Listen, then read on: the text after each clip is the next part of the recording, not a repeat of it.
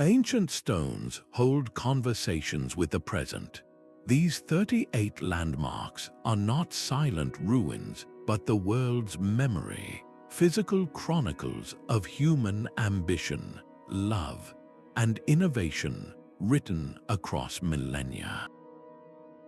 By the end of our journey, you will understand the profound lessons about resilience and creativity etched into these sites, from Egypt's sun-scorched deserts to Peru's misty highlands. Why did a civilization risk everything to erect giant stone heads on a remote island? And what secret does a city carved entirely from a cliff face still protect? When you hear the word legacy, what story do you hope your own life will tell?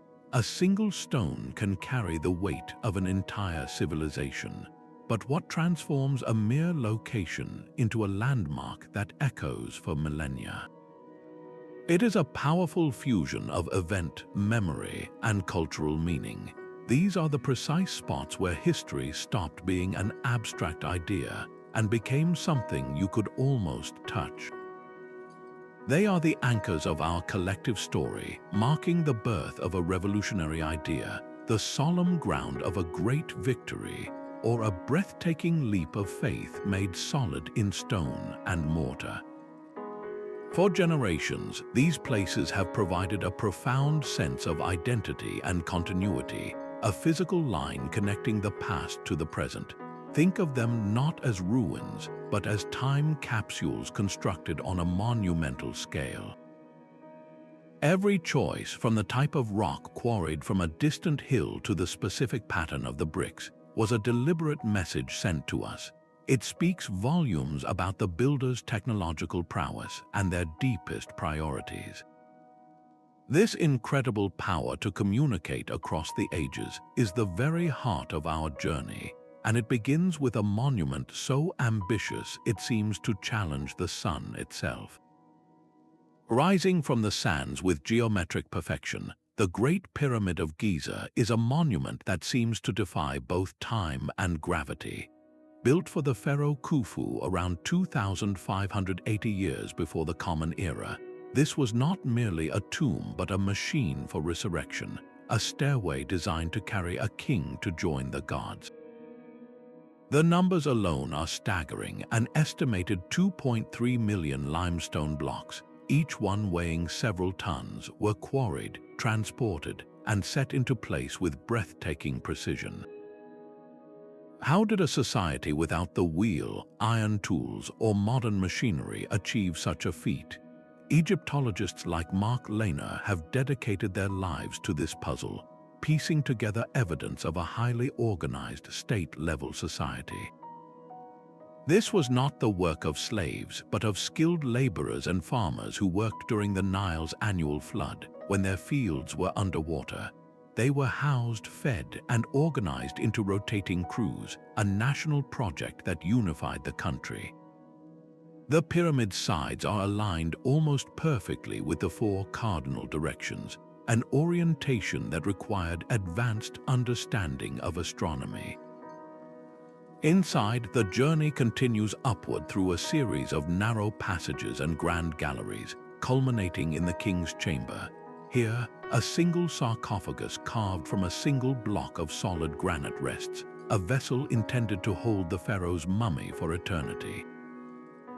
The entire structure is a physical prayer, a declaration that human will, when combined with absolute belief and meticulous planning, could create a permanent foothold in the universe. This colossal endeavor makes you wonder what other incredible stories of ancient engineering are still buried, waiting for their voices to be heard. Across the English countryside, the Salisbury Plain holds a circle of stones that whispers of a purpose we are still trying to fully understand. Stonehenge began its life not in stone, but in earth, around 3,000 years before the Common Era. It started as a simple circular bank and ditch, a sacred space that over many centuries was transformed by generations of people who hauled and raised colossal stones. The largest of these, the sarsens, weigh up to 25 tons each and were dragged from local quarries, but the smaller, distinctive blue stones tell an even more compelling story. They were transported an astonishing 150 miles from the Preseli Hills in Wales.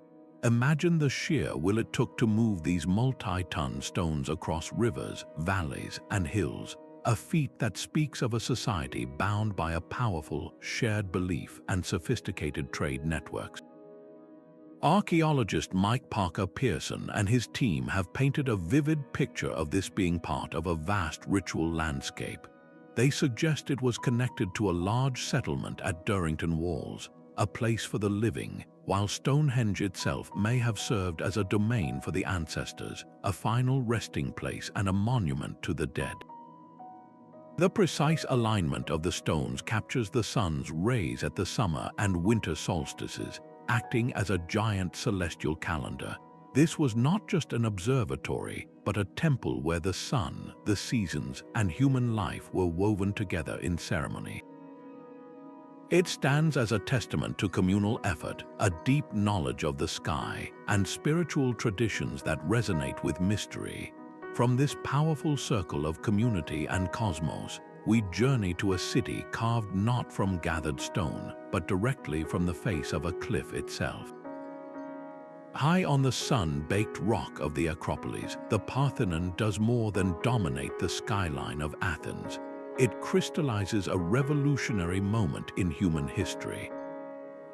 Constructed in the 5th century before the Common Era, this was the visionary project of the statesman Pericles, a bold declaration of Athenian confidence and wealth following their victories against the Persian Empire.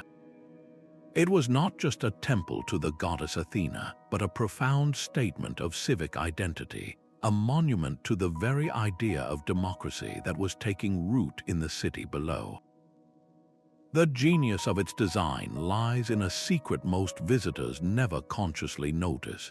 The architects Ictinus and Callicrates, under the artistic direction of Phidias, intentionally introduced subtle curves and inclines. The platform bows slightly upward in the center, and the columns lean infinitesimally inward.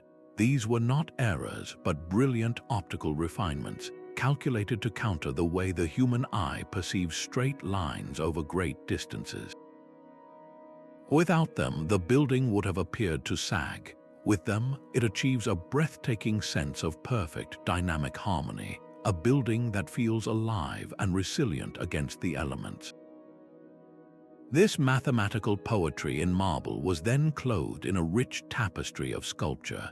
The metopes depicted fierce mythological battles, symbolizing the triumph of Greek civilization over chaos and barbarism. Most remarkably, the continuous frieze that wrapped around the inner chamber did not show scenes of gods and monsters, but of the Athenian people themselves, marching in the great Panathenaic procession. This was art for the people, celebrating their own role in the city's glory.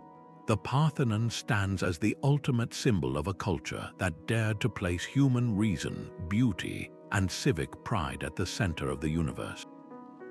It is the physical embodiment of a golden age, a testament to the belief that a society's highest aspirations deserve a permanent home. This drive to carve ideals into stone is a universal human impulse, one we find again in a radically different form on the other side of the world. Perched on a razorback ridge in the Andes, Machu Picchu is a city in the clouds. Built in the 15th century at the command of the Inca Emperor Pachacuti, this citadel was lost to the outside world for centuries, swallowed by the jungle until its dramatic rediscovery in the early 20th century. Its very location is a statement of power and piety, a place where the Incas could literally build their world closer to the sun god they worshipped, Inti. The purpose of this breathtaking complex is a riddle etched in stone. Was it a secluded royal retreat, a sacred religious sanctuary for priestesses, or a sophisticated observatory for tracking the heavens? The truth likely intertwines all three. a testament to a civilization that saw no separation between the ruler, the divine, and the cosmos. The genius of Machu Picchu is not just in its location, but in its construction. The Incan stonemasons were masters of their craft, shaping granite blocks with such precision that they fit together without any mortar. This technique, known as ashlar masonry, created walls that could dance during an earthquake. The stones would shift and then settle back into place, a brilliant seismic innovation that has kept these structures standing for centuries. Central to the site's spiritual life was the Intihuatana stone, an intricately carved granite pillar whose name translates to the hitching post of the sun. During the solstices, priests would perform ceremonies here, symbolically tying the sun to the earth to prevent it from disappearing forever. The entire city is a marvel of environmental adaptation. Its vast network of agricultural terraces cascading down the mountainsides did more than grow crops. They were a complex drainage system that prevented the entire settlement from washing down the steep slopes in heavy rains.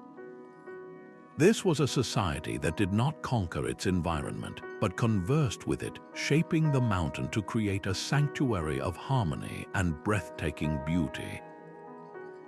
Then, for reasons still debated, this masterpiece was abandoned, leaving its silent stone poetry to the clouds for 400 years.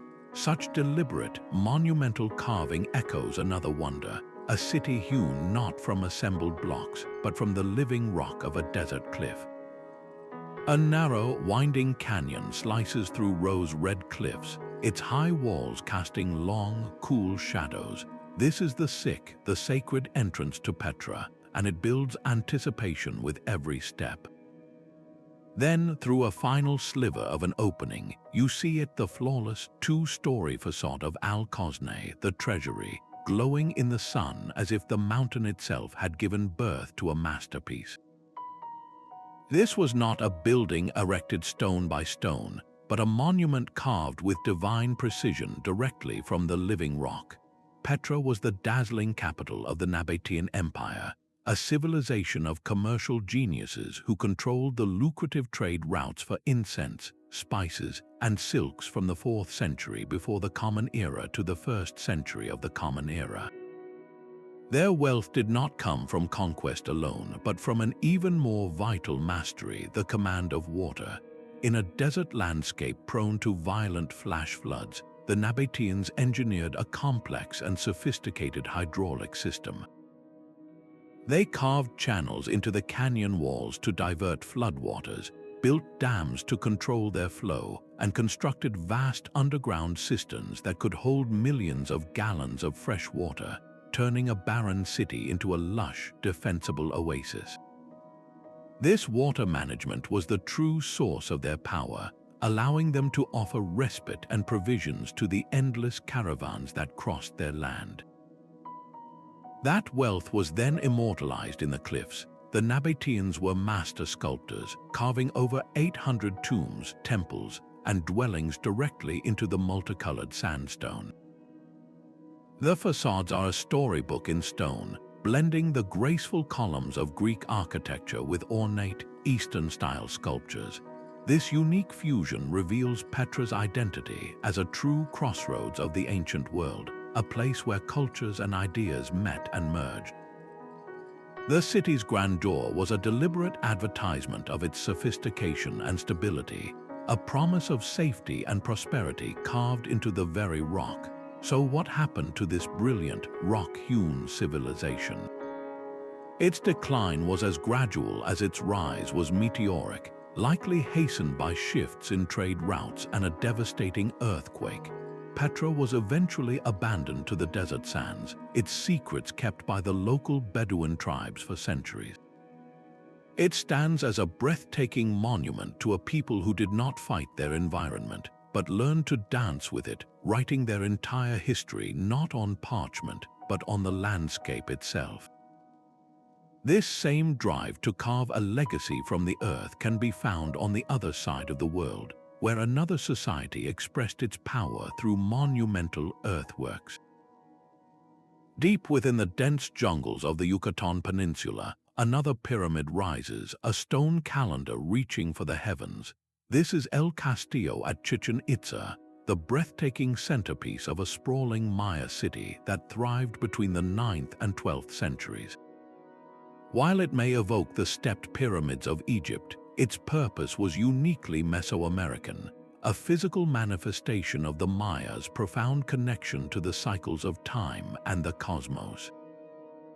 The structure is a masterpiece of mathematical precision, its 4 stairways each containing 91 steps.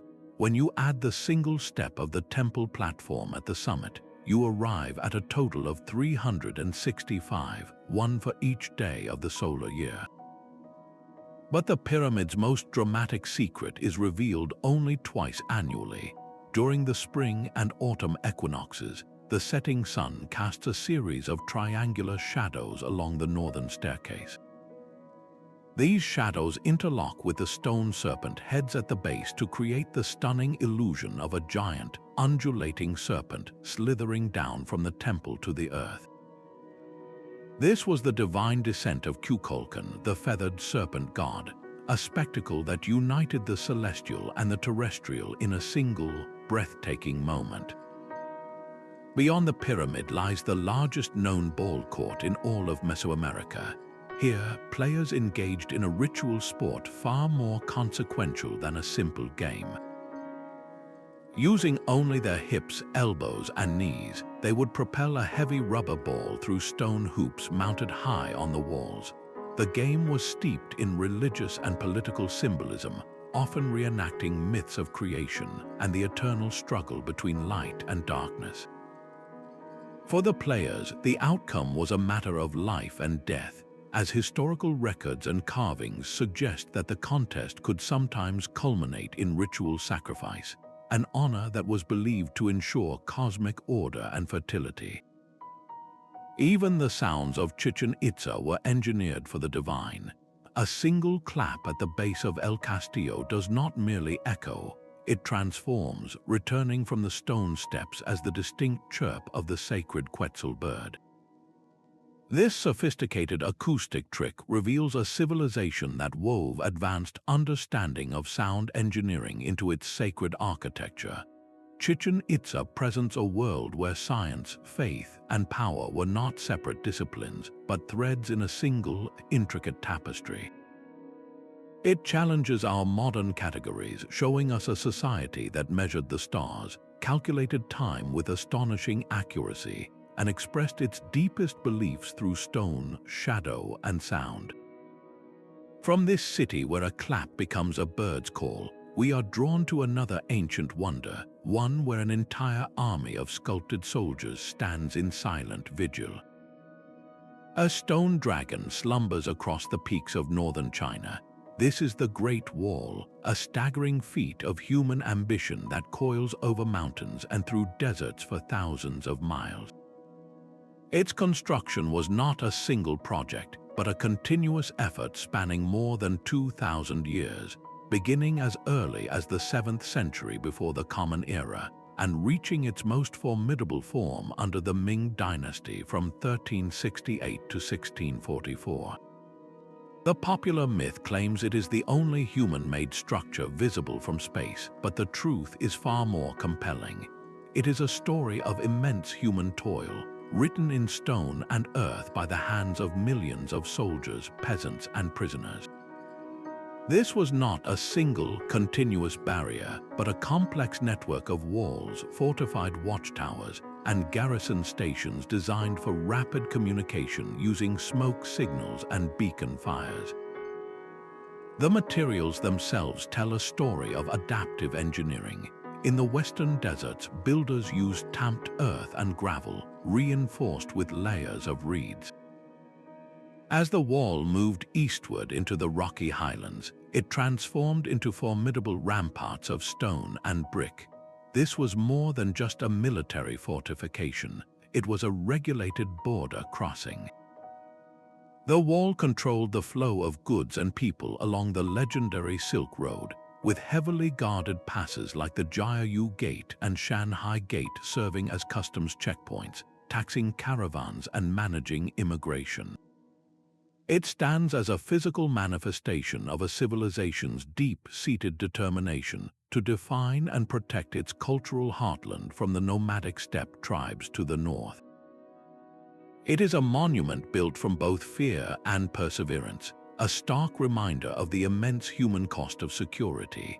This universal drive to build barriers for protection echoes across continents, finding a powerful parallel in a different kind of frontier, one defined not by stone, but by the relentless advance of a legion's sandal. The roar of a crowd of 80,000 still seems to echo within the weathered stone of the Colosseum. In the heart of Rome, this Flavian amphitheater was far more than a sports arena. It was a masterfully engineered instrument of imperial power and social control. Completed in the year 80 under Emperor Titus, its opening games were a spectacle that lasted for 100 days, featuring gladiatorial combats, exotic animal hunts, and even elaborate mock naval battles for which the entire arena could be flooded. The true genius of the Colosseum, however, lay hidden beneath the sand-covered wooden floor. A labyrinthine underworld called the hypogeum consisted of a complex network of tunnels, ramps, and primitive elevators powered by capstans and counterweights. This backstage machinery allowed for a form of ancient theatrical magic, where gladiators, wild beasts, and elaborate stage sets could be lifted into the arena's center as if from nowhere, creating a relentless and dramatic flow of entertainment designed to astound the masses. The building itself was a triumph of Roman concrete and travertine stone, its arched exterior a symbol of both strength and accessible engineering copied across the empire.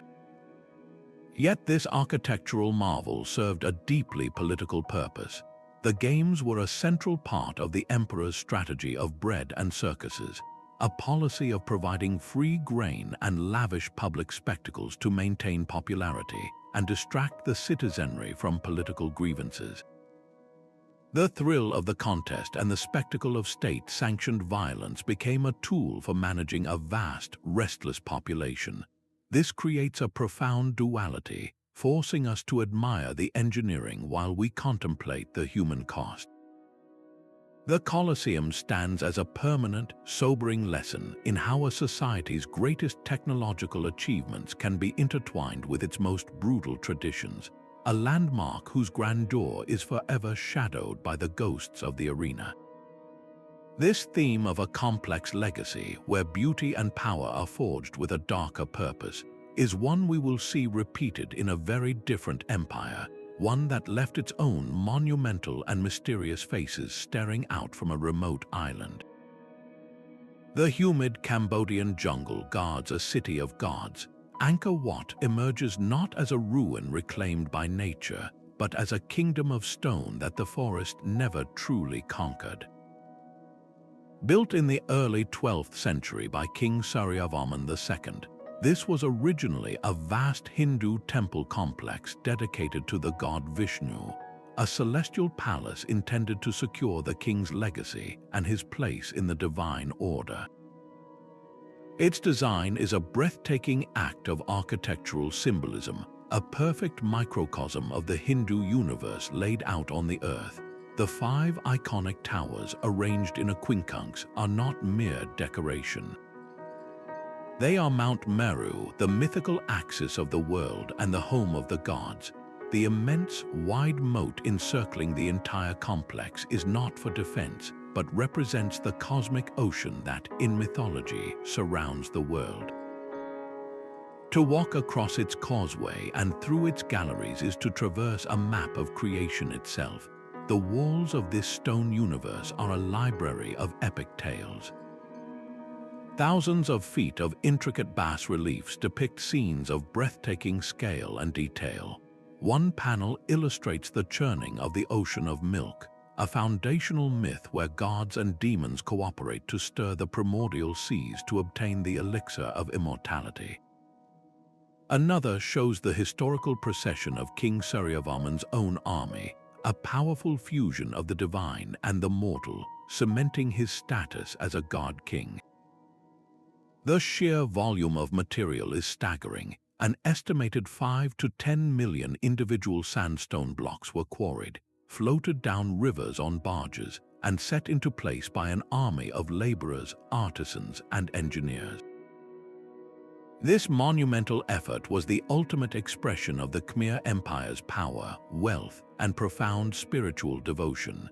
It was a society that could marshal its entire resources to build a heaven on earth, a testament to a belief system so powerful it could move mountains of stone. This spiritual ambition to physically manifest an entire cosmology finds a powerful echo in a different part of the world, where another civilization sought to touch the divine through the sheer, awe-inspiring scale of its devotion. Their giant stone faces gaze with an eternal silence across the grassy hills of one of the world's most remote islands. Easter Island, or Rapa Nui as its people call it, is a speck of land in the vast emptiness of the Pacific Ocean, over 2,000 miles from the nearest continent. And here, the Rapa Nui people performed an act of staggering cultural will, carving and raising nearly 900 massive stone figures known as Moai between the years 1250 and 1500. These are not simply statues, they are colossal presences with their heavy brows, elongated ears, and prominent noses, each one a unique individual carved from the soft, compressed volcanic ash of the Rono-Raraku quarry. The sheer scale of the work is humbling, with the average Moai standing as tall as a 2-story building and weighing the equivalent of several adult elephants. But the true, enduring mystery is not how they were carved, but how they traveled. How did a people with no wheels, no large animals, and no metal tools move these multi-ton giants across miles of rugged terrain to their final coastal platforms? One compelling theory, supported by experimental archaeology, suggests the Moai were not dragged, but were literally walked into position. By carefully rocking the statue from side to side with ropes, teams could have maneuvered the massive figure in an upright, staggering gait, making the stone giants appear to march across the landscape toward the sea. Upon reaching their sacred platforms, the Ahu, the Moai, were carefully erected. But they were not facing the ocean to greet visitors. They were turned with their backs to the water, their solemn eyes watching over the villages and the clans of the living. They were not gods, but deified ancestors, powerful faces of the past acting as protective guardians for their descendants. This monumental effort, however, came at a cost. The island was once covered in a lush palm forest, and the evidence suggests that the relentless demand for timber for rollers, ropes, and levers to move the statues, combined with land clearing for agriculture, led to catastrophic deforestation. The society that had poured all of its energy and resources into this stone culture eventually faced ecological collapse, leading to starvation, conflict, and a dramatic population decline. The story of the Moai is a profound and haunting lesson, a narrative carved in stone about the delicate balance between cultural ambition and environmental reality. It forces us to ask what happens when a society's greatest passion becomes its greatest vulnerability, and what we can learn from an island that built giants, only to be left alone with their silent, judging gaze. A monument of pure white marble seems to float like a mirage above the riverbank. The Taj Mahal is not merely a building, it is a frozen tear, an architectural elegy born from profound personal loss. The Mughal Emperor Shah Jahan was shattered by the death of his beloved wife, Mumtaz Mahal, during the birth of their 14th child in 1631. His immense grief demanded an equally immense expression, a tribute that would defy the passage of time itself. The result was a mausoleum that stands as the undisputed pinnacle of Mughal architecture, a perfect fusion of Persian grace, Islamic grandeur, and Indian ornamentation. Its flawless symmetry is a visual poem, a deliberate attempt to impose perfect order upon the chaos of human sorrow. Every element, from the 4 identical minarets framing the central dome to the long reflecting pool, creates a harmony that soothes the soul. To build this vision, Shah Jahan marshaled the resources of an empire.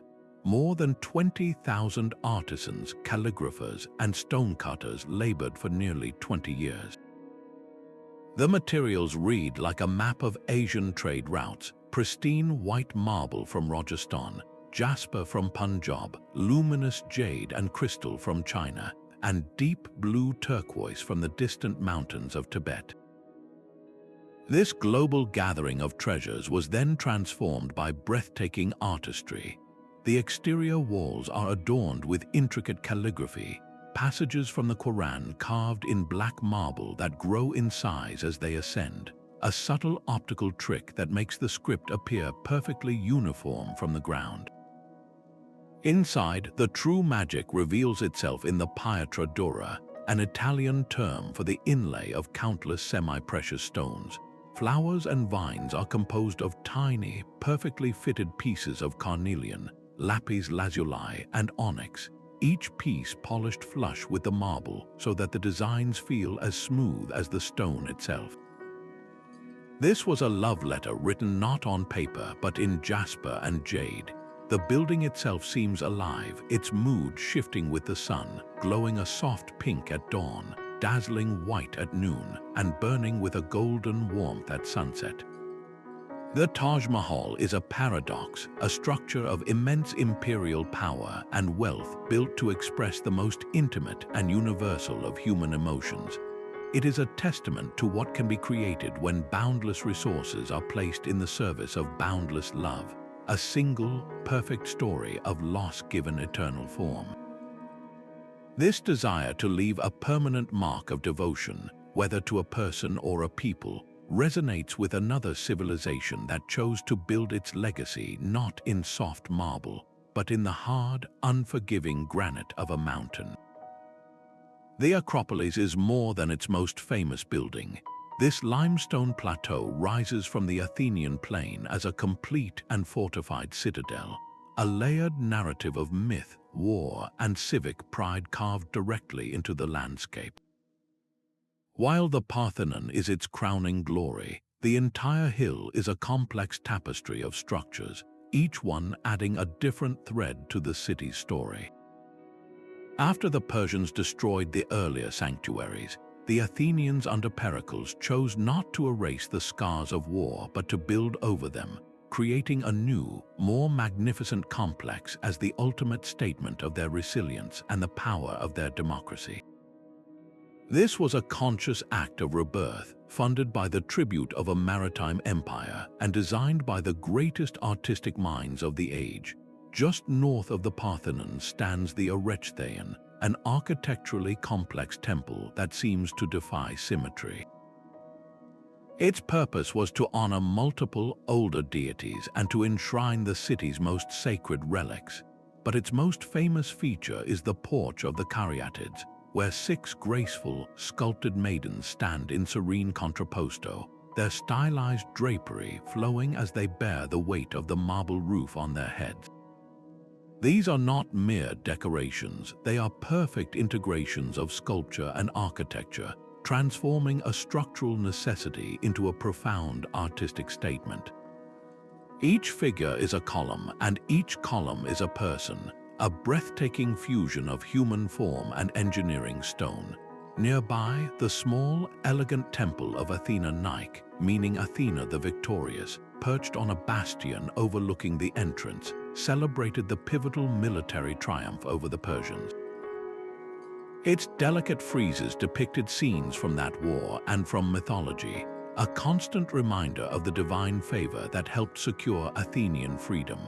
And all of this was approached through the Propylaea, a monumental gateway that was itself a masterpiece of balance and proportion, preparing visitors for the sacred wonders within. From its Neolithic beginnings to its classical rebirth, the Acropolis does not tell one single story, but many, all woven together. It is the physical embodiment of how a single location can accumulate profound meaning over centuries, a concept we find echoing not just in the ruins of empires, but in the living heart of a modern metropolis.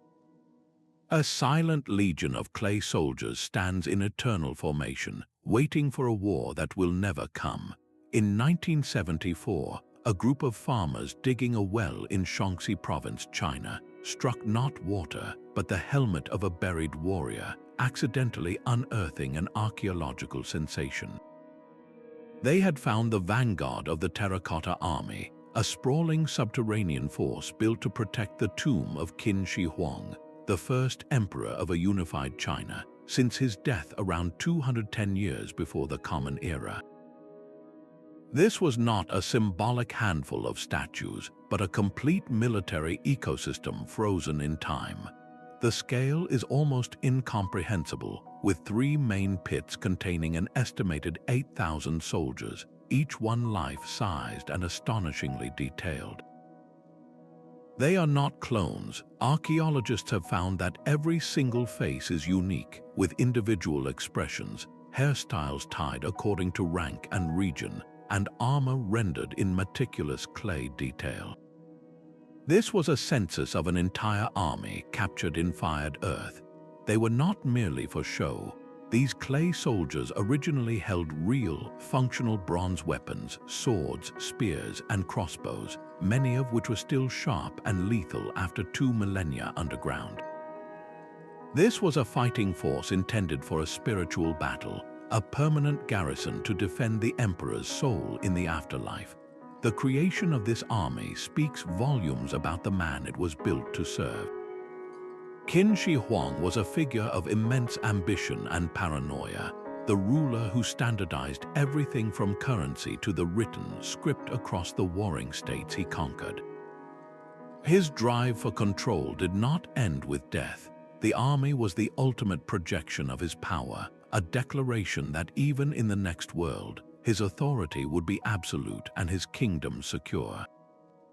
The logistical feat of its production is a landmark in itself.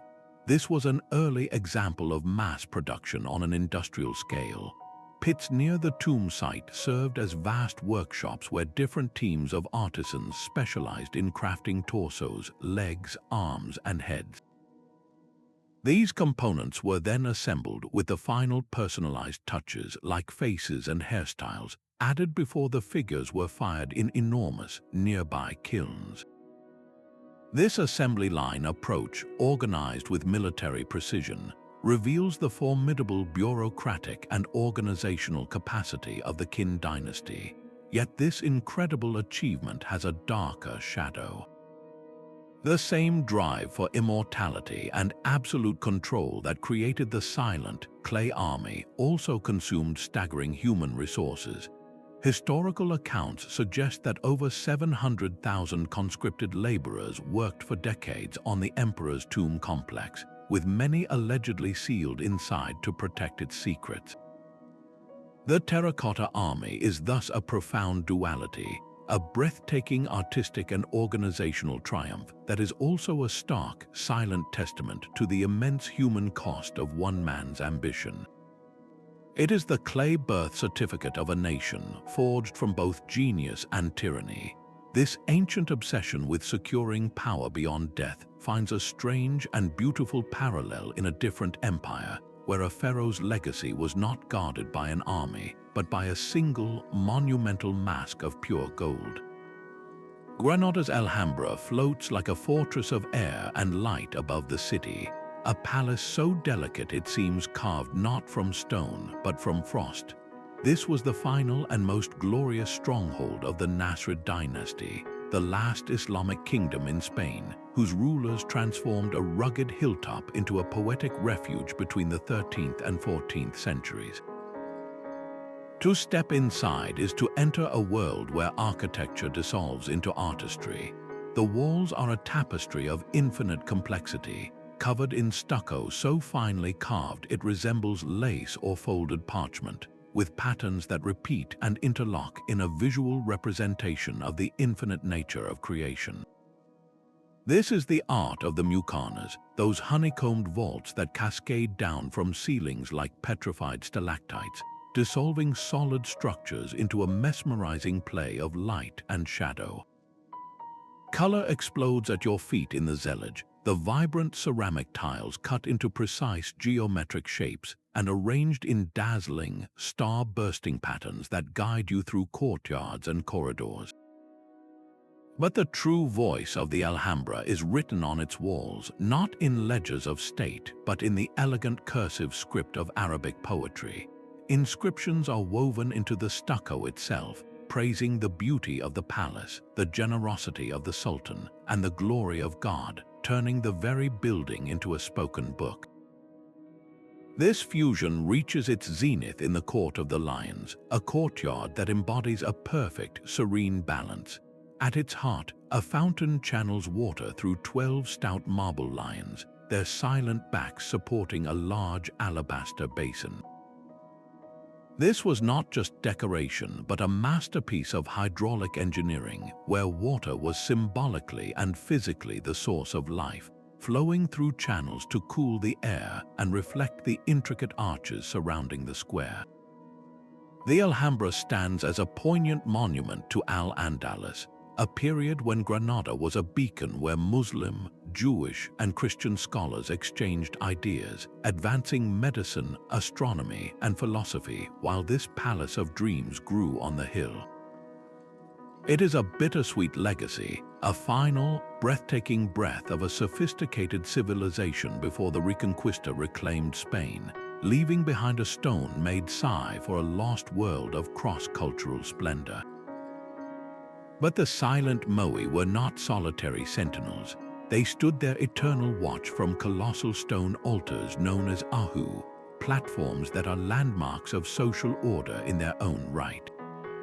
These were far more than simple foundations. They were the sacred heart of Rapa Nui society, the ceremonial centers where the spiritual and the social worlds converged. Built primarily along the coastline, an ahu was a clan's spiritual address, a physical declaration of its identity, prestige, and connection to its ancestors. Constructing one was a monumental undertaking that bound the community together. The largest of all, Ahu Tongariki, is a breathtaking example, a single platform stretching over 200 feet long and once supporting a formidable line of 15 massive moai. The engineering itself reveals a sophisticated understanding of stone.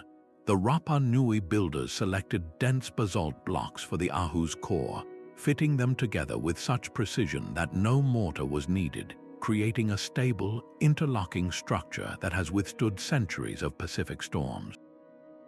This was not crude piling, it was masterful masonry. The positioning of these platforms was also deeply intentional. Many ahu and the moai upon them are oriented with a precision that suggests a celestial connection, their backs to the sea and their faces turned toward the island's interior, not only to watch over the living, but perhaps to align with the rising or setting sun during significant astronomical events like the solstices. They also functioned as territorial markers, their imposing presence defining the land and resources belonging to a specific clan. And beneath the stone paving of the who lay their most intimate function, they were the sacred burial sites for high-ranking individuals, directly linking the power of the living chiefs to the protective spirit of the deified ancestors represented by the moai. The story of the ahu, therefore, is the story of the island itself, a narrative of complex social organization, profound ancestor worship, and the communal effort that made the moai possible. It shows us that the true wonder of Easter Island is not just the statues, but the intricate and organized society that could conceive of, build, and sustain such an ambitious culture of stone. This incredible coordination makes you wonder about the unseen architects and leaders, the master planners behind history's other great monuments. The true heart of Rome did not beat within a single building, but in the very ground beneath its citizens' feet. This was the Roman Forum, a sprawling marketplace of power, faith, and law that pulsed with the life of an empire. Imagine a vast, open-air stage where the entire drama of Roman civilization played out daily. Here, in this valley between the Capitoline and Palatine hills, the city's destiny was forged. It was a cacophony of voices, from politicians delivering thunderous speeches from the rostra platform to merchants haggling over goods, from lawyers arguing cases to citizens casting their votes. This was not a sterile government district. It was the living, breathing center of the world. The buildings that framed this space were not mere decorations. They were the functional organs of the state. The Temple of Saturn did more than honor a god. Its deep vaults securely held the entire state treasury, the financial lifeblood of the empire. Nearby, the Curia hosted the Senate, where the most powerful men in the world debated war and peace.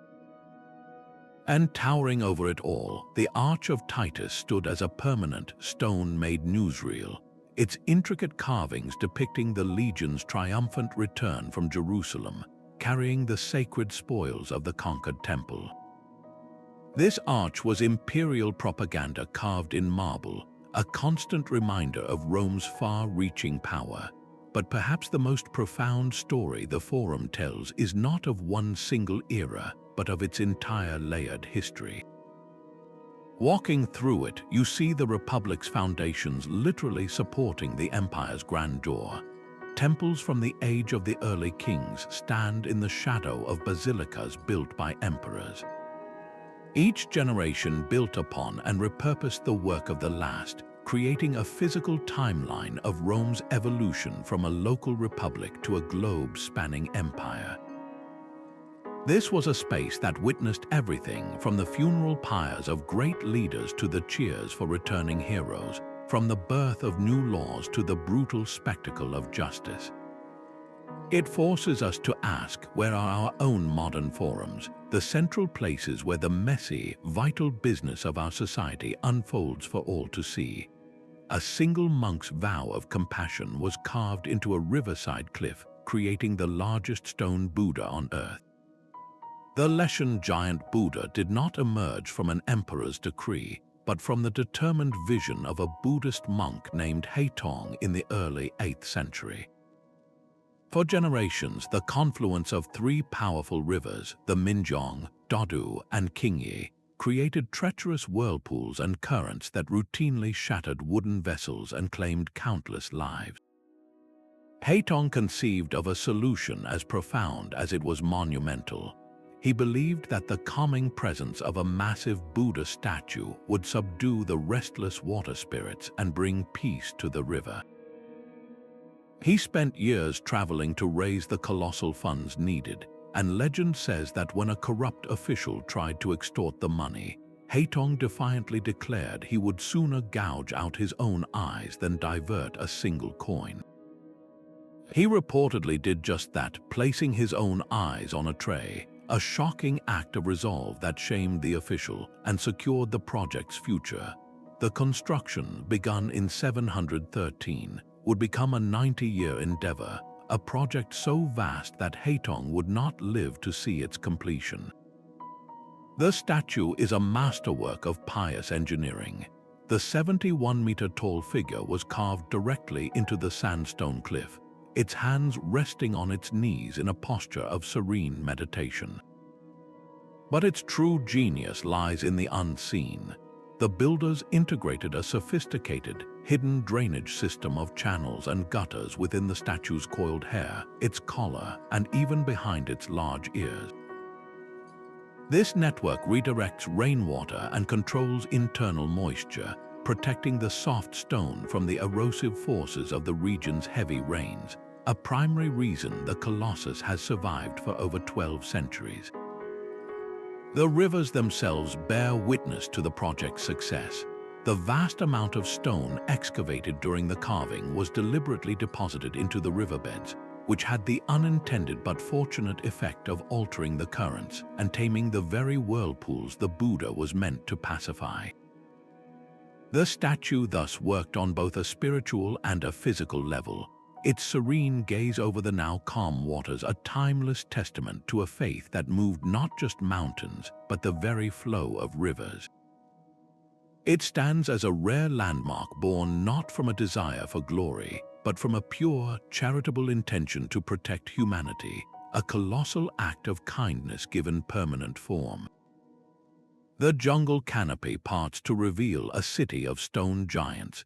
Deep in the Guatemalan rainforest, the ancient Maya metropolis of Tikal is a testament to a civilization that mastered its world.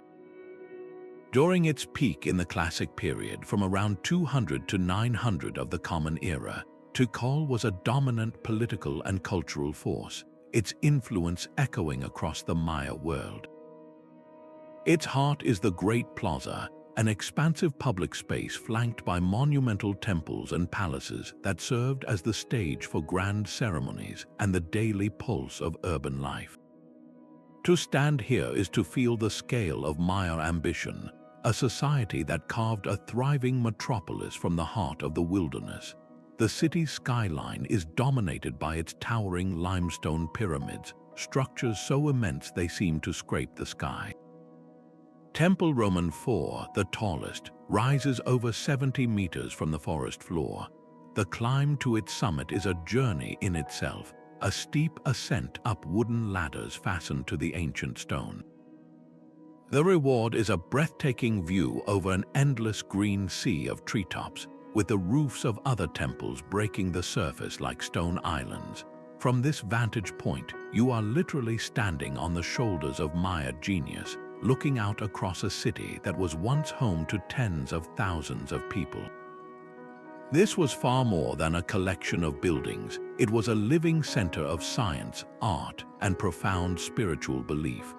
The Maya possessed a complex understanding of mathematics, developing the concept of zero independently, and their astronomical observations were so precise they could predict planetary movements and solar eclipses with remarkable accuracy.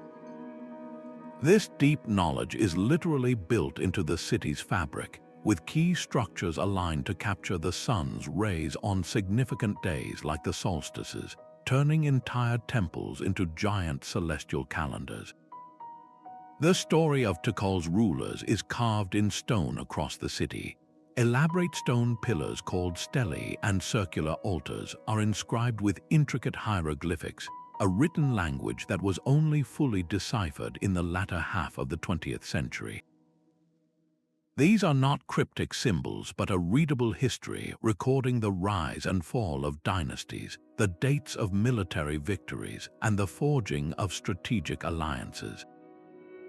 We know the names of powerful kings like Jasor Chan Kayawil, who led Tikal to a pivotal victory over a rival city and commissioned some of its most iconic structures.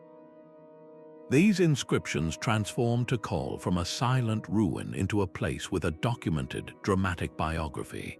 Yet this brilliant civilization did not last forever. By the 10th century, the great city was largely abandoned, its palaces empty and its plazas silent.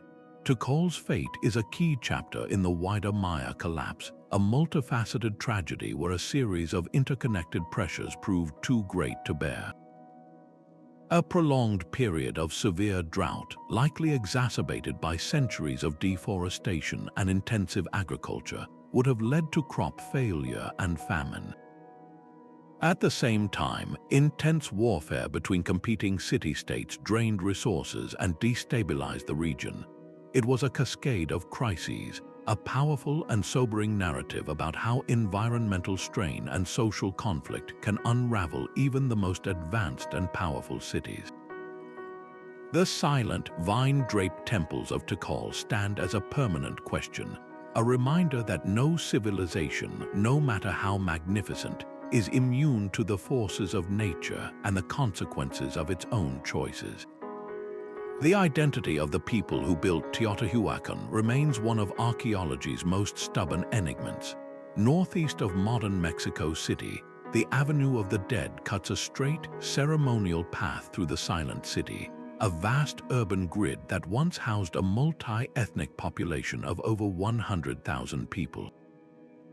This was not the work of the Aztecs, who arrived centuries later and named the abandoned site, but of a sophisticated, yet entirely unknown culture that flourished between the 1st and 7th centuries.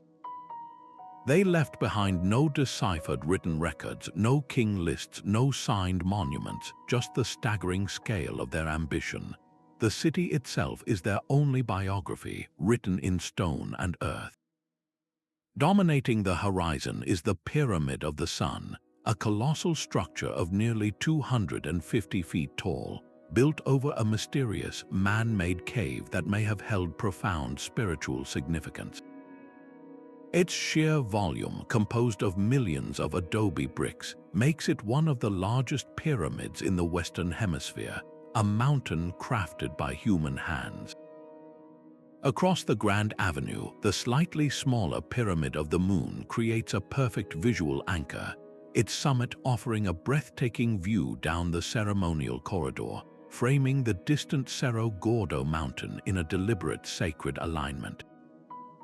This was not a haphazard collection of temples, but a meticulously planned metropolis, one of the first and largest in the entire ancient world.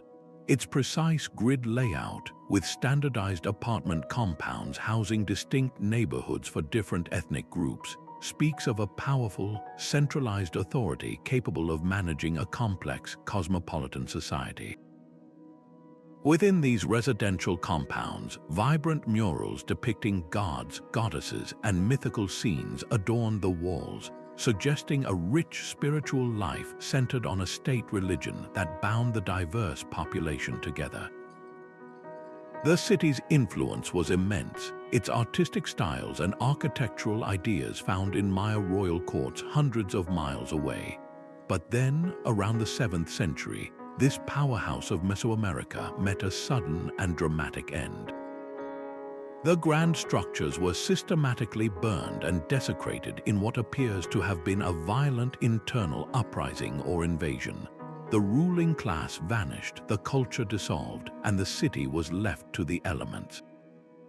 Who were these master planners, and what internal pressures could have caused such a magnificent and orderly society to simply shatter?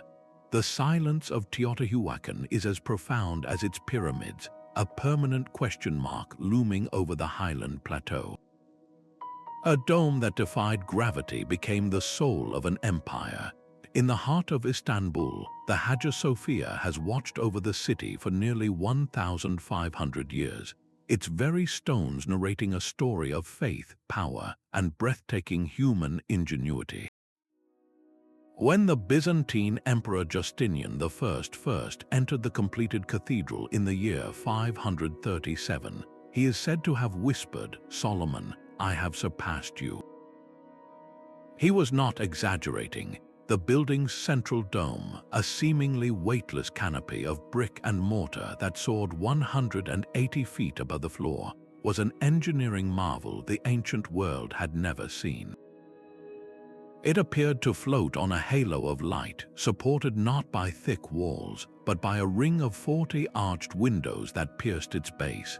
This brilliant design created an ethereal atmosphere, a space where light itself became a divine presence. For over 900 years, it served as the spiritual center of Eastern Orthodox Christianity, its cavernous interior glittering with golden mosaics of Christ and the emperors. Then, in 1453, the city fell. With the Ottoman conquest of Constantinople, the cathedral's destiny was rewritten overnight. It was converted into a mosque.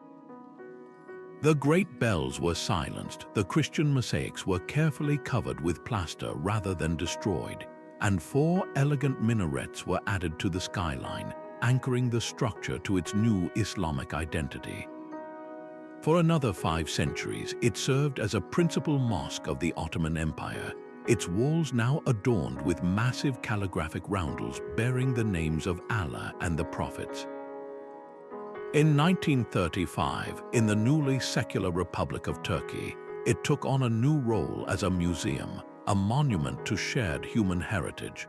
For the first time in centuries, the plaster was carefully removed, revealing the stunning Byzantine mosaics that had lain hidden alongside the Islamic art, creating a unique visual dialogue. More recently, it has been reconverted into a functioning mosque. The Hagia Sophia does not present a single, pure history, but a layered one. It is a physical timeline, a building that has been both cathedral and mosque, its identity shifting with the tides of empire. It stands not as a symbol of one faith triumphing over another, but as a testament to the enduring power of sacred space itself, a vessel that has been filled with the prayers of different peoples across 15 centuries. This continuous adaptation raises a profound question. How does a place retain its soul when its purpose is transformed again and again? Its most famous flaw began with a simple miscalculation beneath the surface. The Leaning Tower of Pisa was always intended to stand tall and straight, a magnificent bell tower for the city's cathedral complex. Yet the soft, unstable subsoil of clay, sand, and shells could not support its immense marble weight. The lean was not a slow, centuries-long sag, but a swift and alarming development. By the time workers had finished only the second of its 8 planned stories in 1178, the structure had already begun its unmistakable tilt to the south. The builders, confronted with this growing crisis, did not abandon their project. Instead, they tried to compensate. When construction resumed almost a century later, the engineers attempted to correct the curve by making the upper floors slightly taller on the sinking side. This well-intentioned fix, however, only added more weight to the compromised foundation, making the problem worse and giving the tower its gentle, banana-like curve. For centuries, the tower continued its glacial journey toward the ground, a seemingly inevitable fate. Then, in the late 20th century, with the lean reaching a critical point, an international team of engineers embarked on a radical rescue mission. They did not try to make the tower straight, an impossible task that would have destroyed its historical fabric. Instead, they performed a delicate act of soil extraction, carefully removing small amounts of earth from beneath the northern foundation. This allowed the tower to naturally settle back toward the north, just enough to stabilize it. The project was a stunning success, reducing the lean by about 17 inches and securing the landmark for future generations. The Leaning Tower of Pisa thus stands as a profound lesson in embracing imperfection. Its identity is not defined by its original flawless design, but by its glorious, resilient flaw. It is a monument not to perfect planning, but to human ingenuity and the persistent will to preserve our stories, even when they threaten to topple over. This willingness to adapt a flawed creation speaks to a deeper truth about how we value our shared history, a theme that resonates powerfully in a city built not on sand, but on the enduring legacy of maritime trade. A gift of international friendship rises from the waters of New York Harbor. The Statue of Liberty, dedicated in 1886, was far more than a monumental sculpture. It was a profound statement of shared ideals forged across an ocean. A French law professor and political thinker, Édouard René de Laboulaye, first envisioned the statue as a celebration of the Union's victory in the American Civil War and the enduring power of the abolitionist movement.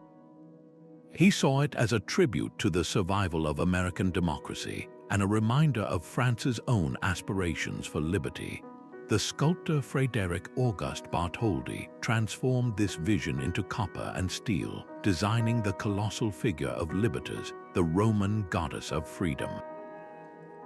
Her internal skeleton, a marvel of flexible iron framing that allows the statue to sway gently in the wind, was the ingenious work of none other than Gustave Eiffel, the engineer who would later redefine the Parisian skyline.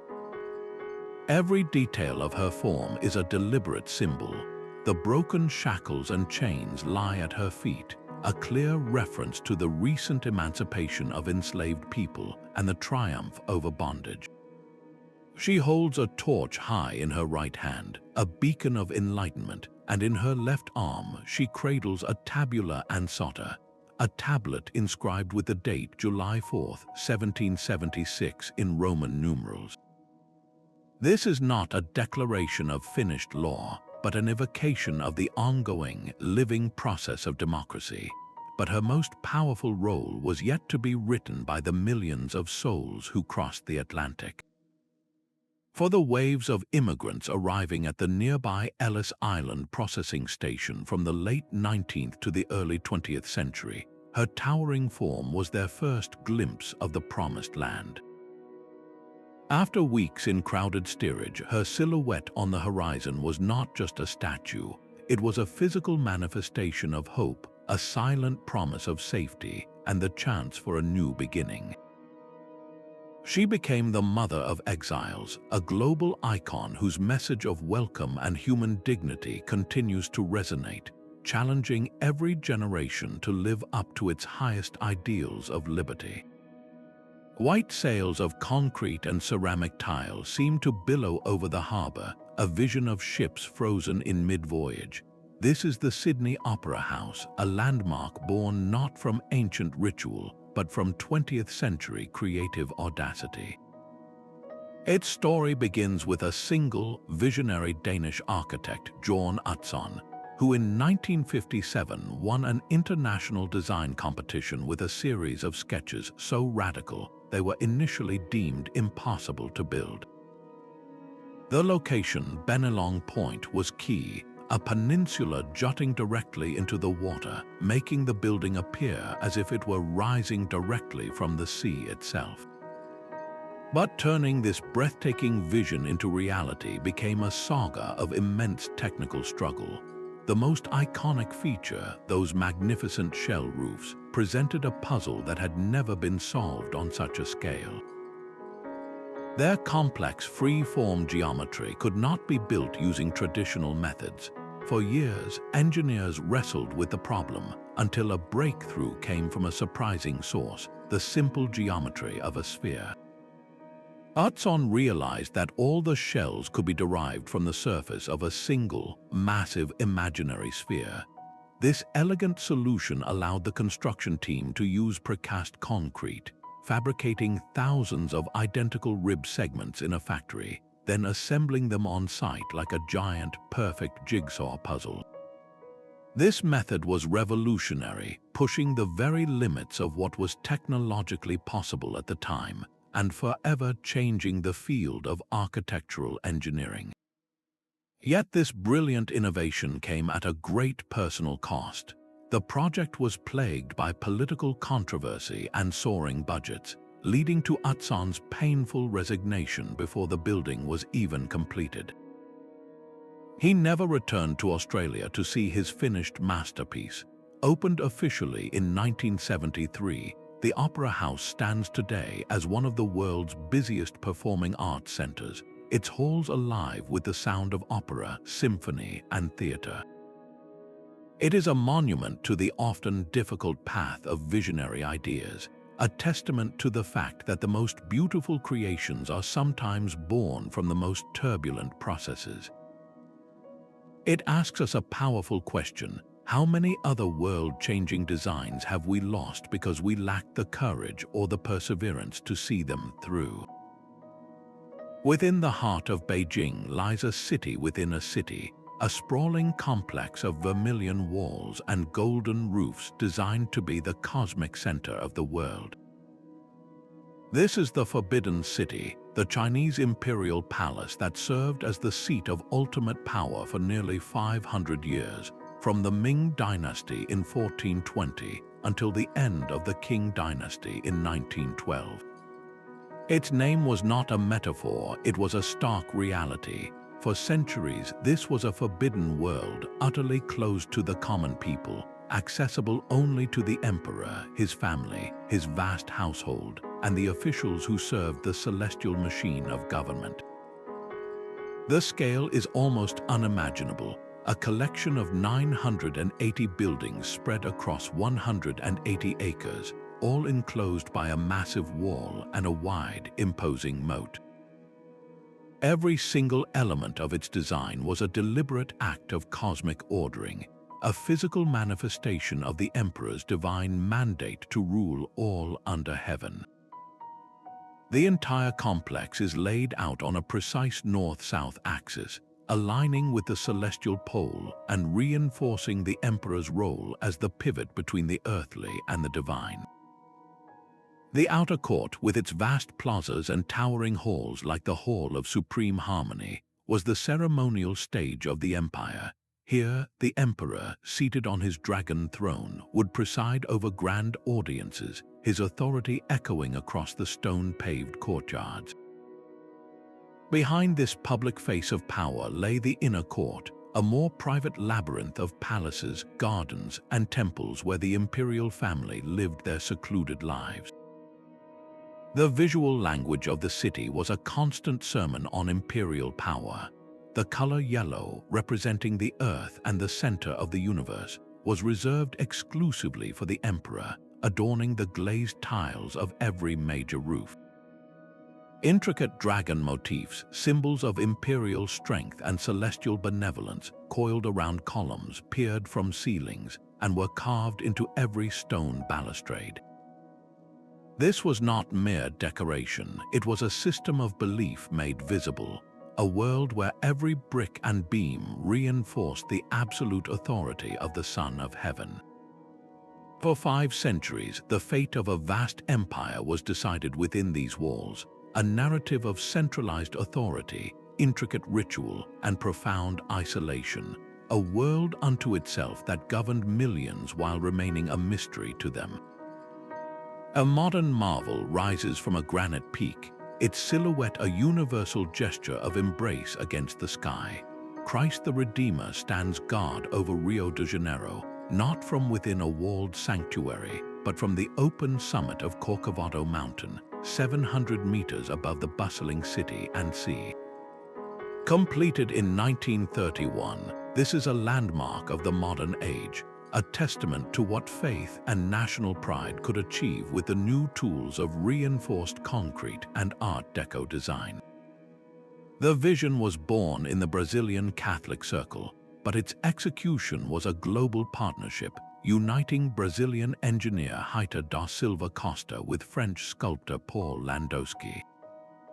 The initial design was quite different, with Christ holding a cross and a globe, but da Silva Costa had a powerful, simple inspiration. He envisioned the figure with arms wide open, forming a perfect cross that could be seen from virtually anywhere in the city, a permanent gesture of welcome and protection. Constructing this colossus on a steep, windswept peak was a monumental engineering challenge. There were no roads up the mountain, so a small railway had to be built just to ferry workers and materials. The statue itself is not solid stone, but a complex skeleton of steel and reinforced concrete, a lightweight yet incredibly strong framework designed to withstand the powerful storms that lash the summit. Then came its luminous skin. The exterior is covered in a mosaic of thousands of soft, triangular soapstone tiles. This material was chosen not only for its durability, but for its aesthetic quality, the pale stone reflecting the sun's rays by day and standing as a gentle, radiant beacon against the dark sky at night. The tiles were cut by teams of women who inscribed small notes and prayers on the back of each piece before it was set, embedding the entire structure with countless personal devotions. While it is an undeniable global icon of Christianity, its meaning has expanded far beyond a single faith. For Brazil and the world, it has become a cultural emblem of warmth, openness, and peace. In a world often divided, its outstretched arms offer a silent, powerful message of unity, a 20th century landmark that continues to inspire not through ancient mystery, but through a timeless, humanizing hope. This idea of a landmark as a unifying symbol finds a powerful echo in a very different structure, one that sought not to embrace a city, but to connect a continent. A lion's body lies couched in the desert sands, its human head crowned by the remnants of a royal headdress. The Great Sphinx of Giza is not merely a statue but a permanent sentinel, its inscrutable gaze fixed eternally toward the eastern horizon where the sun is reborn each morning. Carved directly from a single limestone outcrop on the Giza plateau, this colossal creature stands directly at the feet of the Pyramid of Khafre, the pharaoh it is believed to represent. Its very form is a powerful statement of divine kingship, merging the formidable strength of a lion with the intelligence and authority of a human ruler. This fusion created a perfect guardian for the sacred necropolis, a being of both earth and intellect watching over the eternal sleep of the pharaohs. The passage of millennia has not been kind to its surface. Its body shows deep, rippled erosion from wind and sand, and its face bears the most famous wound, the missing nose. While wild legends attribute its destruction to cannon fire from Napoleon's army, historical records and sketches prove the nose was missing long before his arrival, its true loss lost to an even older act of vandalism. The Sphinx's purpose, however, is etched more clearly in its alignment and symbolism. Its east-facing orientation is no accident, as it was intimately connected to the cult of the sun god Ra. Each dawn, the rising sun would have illuminated the face of the pharaoh, reaffirming the king's role as the earthly representative of the solar deity. For centuries, the Sphinx was almost completely buried, with only its head visible above the shifting dunes, a silent witness to the rise and fall of dynasties. It was only in the last 2 centuries that extensive excavations freed its massive paws and sprawling body from the imprisoning sand. What secrets does its silent gaze still hold after 4,500 years? It remains the world's most monumental riddle, a creature of stone that continues to guard not just a pharaoh's tomb, but the very mystery of its own creation. An ordinary morning in the Roman city of Pompeii began with the simple, familiar rhythms of daily life.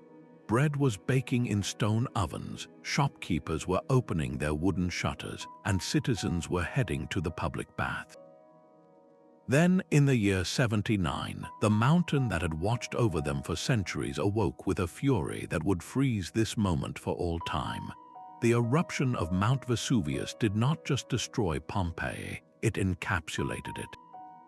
A torrent of superheated ash, pumice, and volcanic gas surged down the mountain slopes, engulfing the city so completely that it was sealed for nearly 17 centuries, lost to memory. This catastrophic event created an archaeological miracle, a time capsule of unparalleled intimacy. The volcanic material hardened, preserving the hollow shells left by decomposed organic matter. Modern archaeologists, by carefully pouring plaster into these voids, revealed the heart-wrenching forms of the city's victims, capturing their final postures in agonizing detail. We see a family huddled together, a man shielding his face, a dog caught in its final, futile struggle. These are not anonymous skeletons, they are poignant, personal snapshots of a collective tragedy. But the tragedy preserved a world. Walking the rutted stone streets today, you can trace the grooves worn by centuries of cartwheels. You can step into a bakery and see the petrified loaves of bread left in the oven. Elaborate frescoes in wealthy villas depict mythological scenes that were the television of their day, while the walls of taverns and brothels are covered in scratched graffiti, from political endorsements and declarations of love to simple boasts and insults. This is the true voice of the common Roman, not the grand oratory of the Senate, but the casual scrawl of a person passing by. We can visit the bustling forum, the grand amphitheater that once held 20,000 spectators, and the Stabian baths with their sophisticated heating systems. Pompeii's story is uniquely powerful because it bypasses the emperors and the legions to speak directly of the ordinary. It tells us what people ate for dinner, what games they played, and what gods they prayed to for protection. This city of the dead gives us the most vivid picture we will ever have of ancient life, a haunting and deeply human reminder that history is not just about the powerful, but about the daily lives of millions who lived, loved, and were utterly unaware they were living their final day. While the Moai stood as silent giants, the Rapa Nui people also carved their history onto wooden tablets, creating one of humanity's great unsolved puzzles. This is the Rongorongo script, a writing system born in complete isolation, a landmark not of stone but of pure intellect, discovered in the 19th century on just a few dozen wooden artifacts. These glyphs present a mystery as profound as the statues themselves. The symbols are a beautiful and complex array of human figures, birds, fish, and geometric shapes, each one carefully incised. The writing style itself is a unique challenge, known as reverse boustrophedon. This means the text does not run in a single direction. To read it, you would start at the bottom left, read a line from left to right, then physically flip the entire tablet upside down to read the next line, which now runs from right to left. It is a dizzying intellectual dance, a system designed by minds that worked in a rhythm entirely their own. Scholars believe these fragile tablets held the island's most vital knowledge, perhaps sacred genealogies tracing lineage back to the first settlers, epic poems about the creation of the world, or precise astronomical charts for navigating the vast ocean or marking seasonal cycles. The tragedy is that this entire library of thought is currently silent.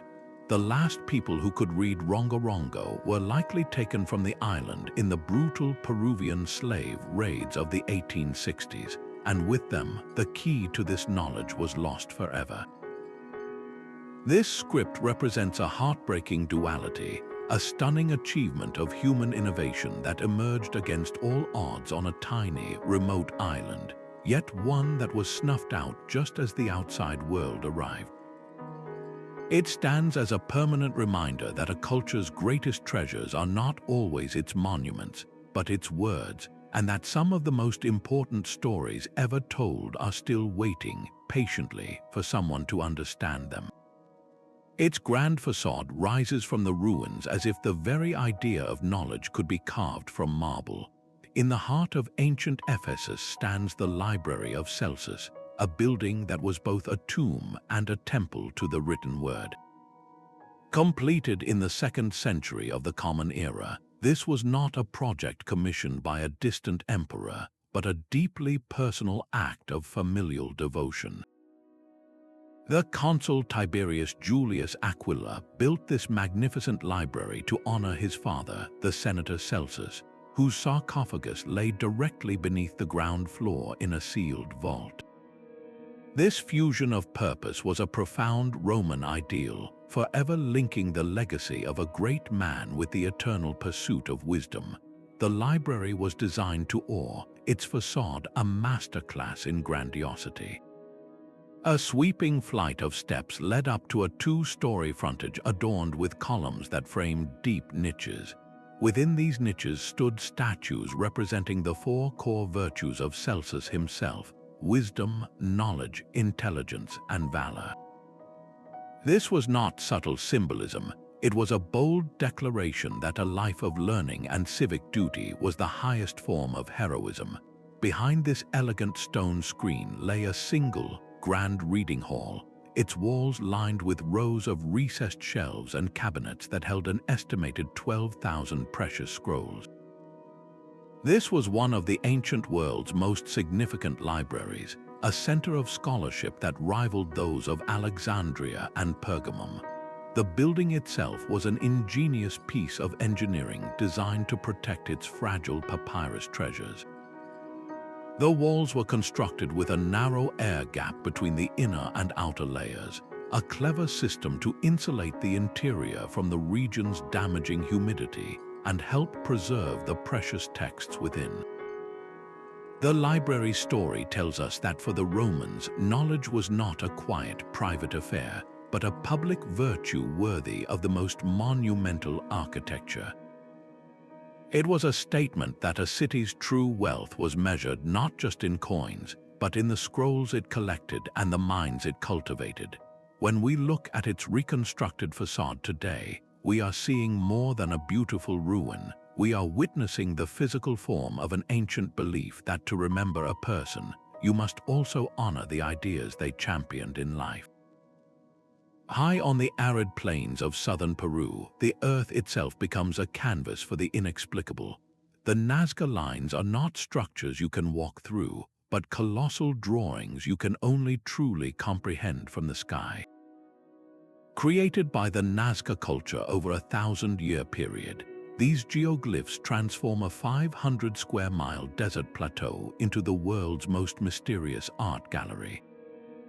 Etched by removing the dark, sun-baked pebbles on the surface to reveal the lighter-colored sand beneath, the lines form hundreds of distinct figures.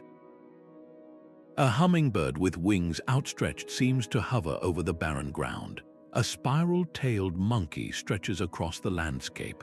A massive spider, perfectly proportioned, appears frozen in mid-crawl. Alongside these intricate creatures are vast geometric shapes, immense trapezoids and straight lines that run for miles, cutting across the terrain with unwavering precision. The sheer scale is disorienting, with some individual figures stretching longer than 2 football fields placed end to end. How did the Nazca people, without the ability to fly, design and execute such perfectly scaled and proportioned images that only make sense from a vantage point high above? The answer lies in sophisticated low-tech surveying. They could have used a grid system, scaling up a small model sketch using ropes and stakes to mark out the enormous final design. From ground level, you would simply see a series of shallow paths and cleared areas, a project that only reveals its breathtaking artistic intention when viewed in its entirety from the air.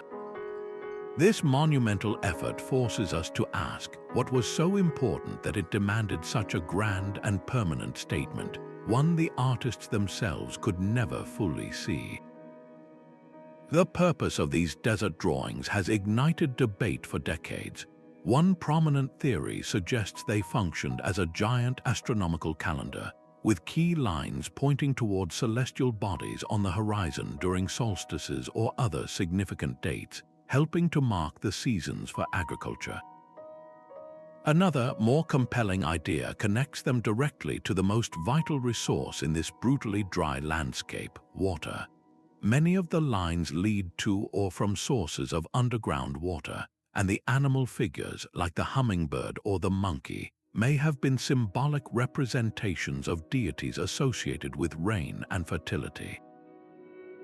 In this theory, the geoglyphs were not meant to be seen by people at all, but by the gods in the sky. They were ritual pathways walked by priests during ceremonies to plead for life-giving water, a massive prayer etched directly into the skin of the earth. Their incredible preservation is a gift of the environment itself. The Nazca Plateau is one of the driest places on Earth, with minimal rainfall and almost no wind to disturb the carefully arranged stones. This unique climate has kept these fragile drawings intact for 2 millennia, a fragile masterpiece protected by the very desert that inspired its creation. The Nazca Lines are a beautiful enigma, a culture's most profound conversation with the divine, written on a scale so immense it required the perspective of the heavens to be understood. They stand as a haunting reminder that some of humanity's greatest artistic achievements were created not for our eyes, but as a desperate, hopeful bridge to the cosmos. A golden dome crowns the skyline of Jerusalem, a shimmering cupola of faith and power that has defined this sacred city for over 13 centuries. The Dome of the Rock is not merely a building but a proclamation, completed in the year 691 under the Umayyad Caliph Abd al-Malik. Its brilliant geometry and radiant tiles announce the arrival of a new monotheistic empire, one deeply rooted in the very ground on which it stands. This location is everything. The structure was built directly over the foundation stone, a massive rock outcrop that is one of the most contested and revered spots on Earth. For Judaism, this is the summit of Mount Moriah, the site where Abraham prepared to sacrifice his son Isaac, and the precise location of the Holy of Holies in the first and second temples. For Islam, this same stone marks the place from which the Prophet Muhammad, during the night journey, ascended to heaven to commune with God. By building here, the new Islamic Caliphate was not erasing the past, but consciously building upon it, creating a powerful physical link to the prophetic traditions of Judaism and Christianity, while asserting its own distinct theological identity. The architecture itself is a theological argument made visible. The octagonal design, a shape that mediates between the square of the earth and the circle of the heavens, is ringed by Quranic inscriptions. These are not decorative motifs, but direct word-for-word quotations from the holy text, chosen with immense care. They speak of the oneness of God and the prophetic role of Jesus, directly addressing and engaging with the Christian majority that still populated the city at the time of its construction. Inside, the atmosphere is one of breathtaking artistry.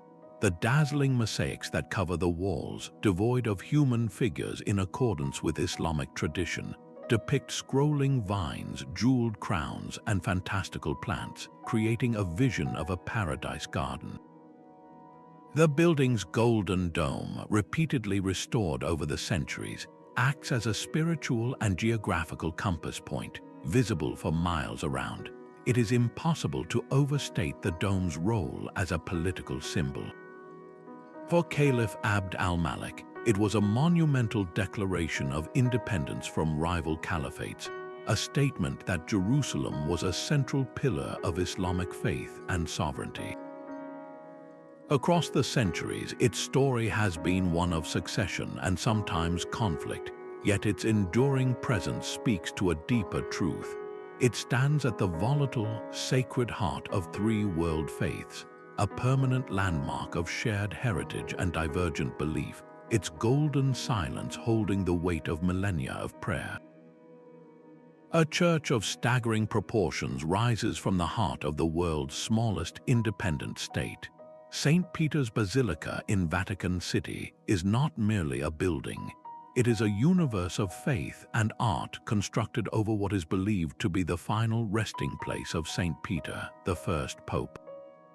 Its sheer scale was a deliberate theological statement, a physical embodiment of the power and glory of the Catholic Church, particularly during the turbulent period of the Counter-Reformation when its authority was being challenged across Europe. The creation of this landmark was a relay race of genius spanning 120 years, with the baton passing between the greatest artistic minds of the Renaissance and Baroque eras. It began with Donato Bramante's initial vision of a Greek cross plan, a structure of perfect symmetry. Later, the aged Michelangelo took up the mantle, concentrating his immense talent on the cathedral's soul, its dome. He designed a double-shelled marvel that seems to float over the altar, its ribs soaring upward as if lifting prayer itself toward heaven. The final master was Gian Lorenzo Bernini, who framed the approach to the basilica with his magnificent colonnade, two sweeping arcs of columns he described as the motherly arms of the church, reaching out to embrace the faithful. Inside the basilica is a treasure chest of sacred art.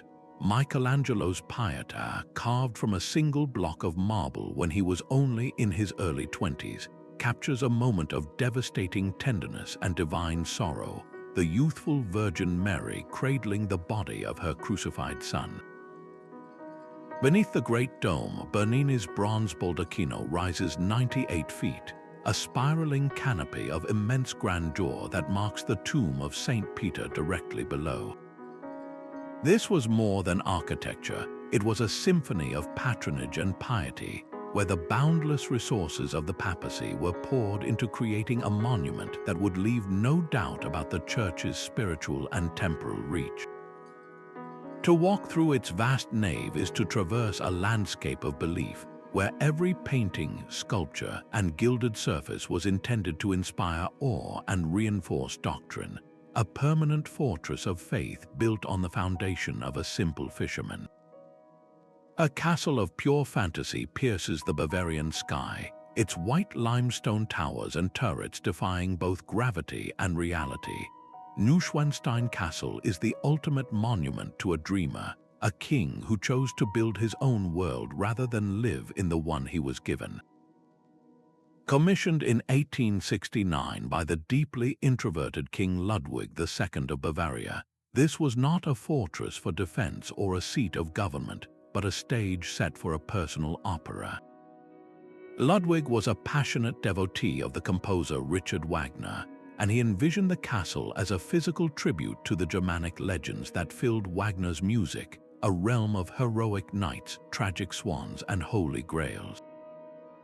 He poured his entire personal fortune and nearly the state's treasury into this vision, overseeing every artistic detail with the eye of a fanatic. Inside, the opulence is overwhelming, a cascade of murals depicting scenes from Wagnerian epics like Tannhäuser and Lohengrin. The Singers' Hall, a vast space intended for musical performances that never happened, is a symphony in paint and gold leaf, celebrating the idealized medieval past that Ludwig so desperately yearned for. Yet behind the glittering facade lies a story of profound retreat. Ludwig was a deeply unhappy monarch, unsuited for the political machinations and military ambitions of his era.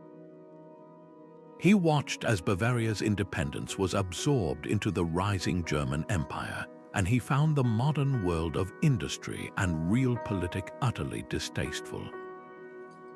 Neuschwanstein was his escape pod, a place where he could be the romantic, absolute ruler of his own imaginary kingdom, far from the ministers and duties he despised. It is the ultimate expression of the 19th century Romantic movement, which glorified emotion, nature, and a sentimental view of the Middle Ages. But this dream came at a devastating cost. The king's extravagant spending and reclusive behavior led his own government to declare him insane, and he was deposed in a mysterious plot just days after he moved into the still unfinished castle. His life ended in a tragic, unsolved death in a shallow lake, a haunting end for a man who lived in his head. Neuschwanstein is therefore a landmark of breathtaking duality, a beautiful and beloved icon of fairy tales that was born from one man's personal sorrow and his desperate flight from a world he could not bear. It makes you wonder about the fine line between visionary creativity and destructive delusion, and what it truly costs to build a castle in the clouds. A civilization once thrived within the very rock itself, tucked into the high, sheltered alcoves of Colorado's canyon walls. The Cliff Palace at Mesa Verde is not a ruin perched on a cliff, but a city born from it.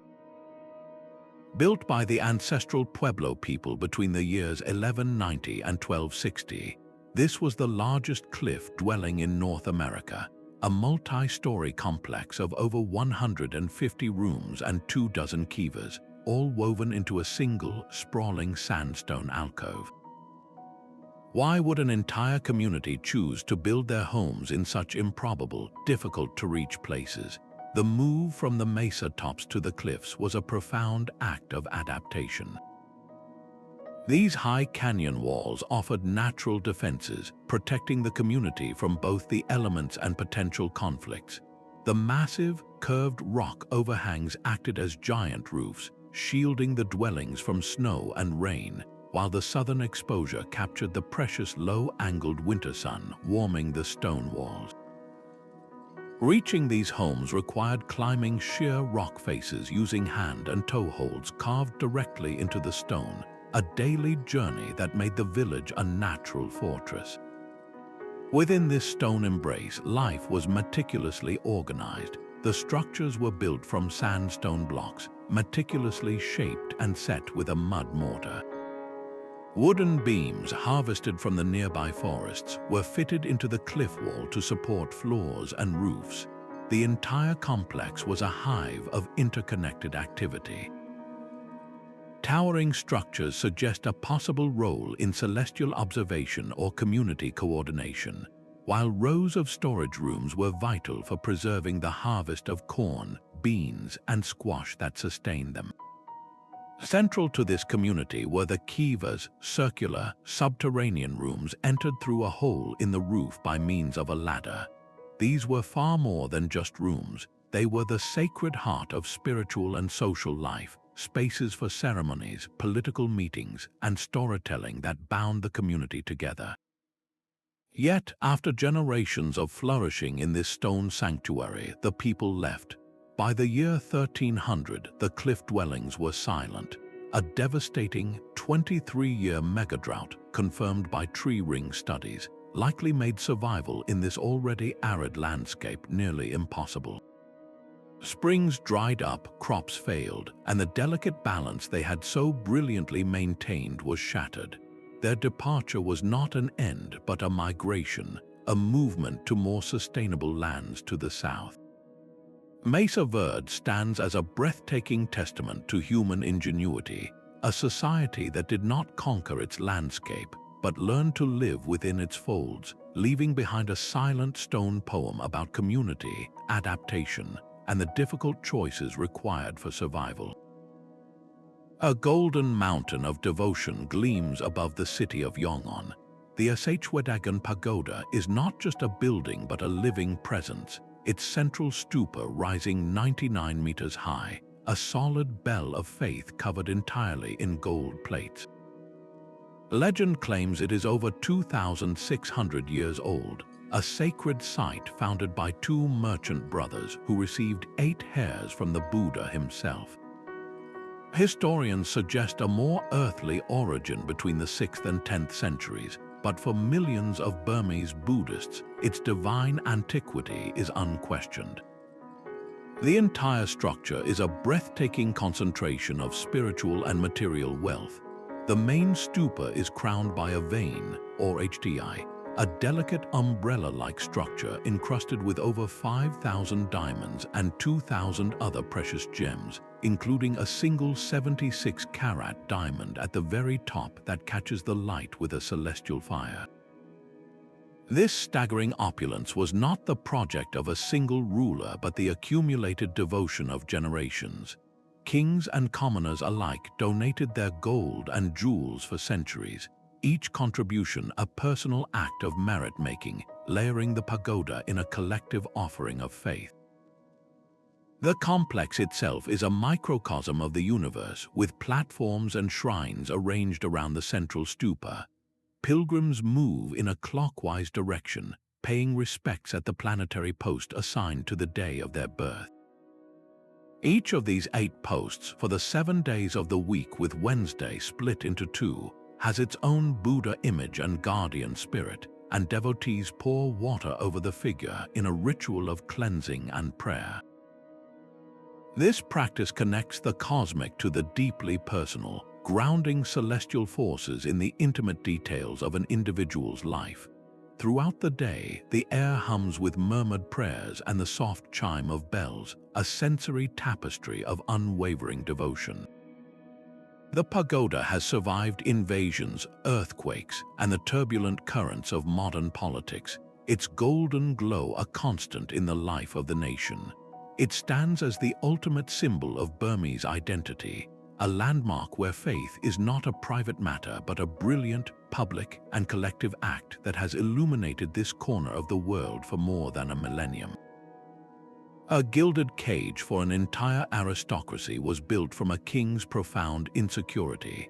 The Palace of Versailles began not as a symbol of power, but as an escape, a simple hunting lodge where a young Louis XIV could retreat from a rebellious Paris. But following a major noble uprising, he conceived a masterstroke of political control.